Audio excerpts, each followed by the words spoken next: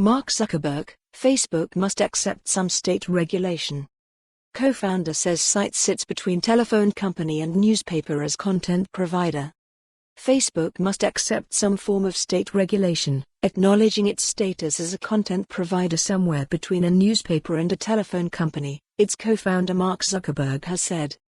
He also claimed an era of clean democratic elections, free of interference by foreign governments, is closer due to Facebook now employing 35,000 staff working on monitoring content and security. He admitted Facebook had been slow to understand the scale of the problem of foreign interference. He also defended his company from claims that it is leading to political polarization, saying its purpose is to bring communities together. Speaking at the Munich Security Conference, an annual high-level gathering of politicians, diplomats and security specialists, Zuckerberg sought to dispel the notion that his company had undermined democracy, weakened the social fabric or contributed to the weakening of the West through spreading distrust. He said he supported state regulations in 4 fields covering elections, political discourse, privacy and data portability.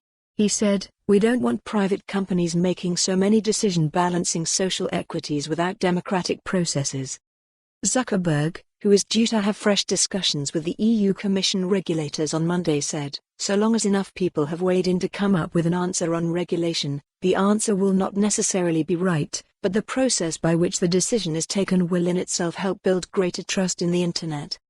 By contrast, he said authoritarian states were introducing highly controlled forms of Internet that limited free expression. "I do think that there should be regulation in the West on harmful content. There's a question about which framework you use for this," Zuckerberg said during a question and answer session at the event. "Right now there are 2 frameworks that I think people have for existing industries. There's newspapers and existing media, and then there's the telco-type model, which is the data just flows through you, but you're not going to hold a telco responsible if someone says something harmful on a phone line. I actually think where we should be is somewhere in between," he said.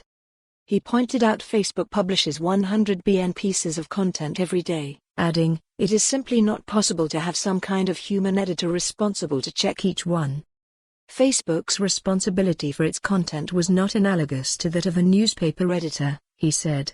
Without expanding, he said some kind of third regulatory structure was required settled somewhere between newspapers and telephones. Denying Facebook's choice of content led to confirmatory bias by only giving it. For more on this story, visit the news article link.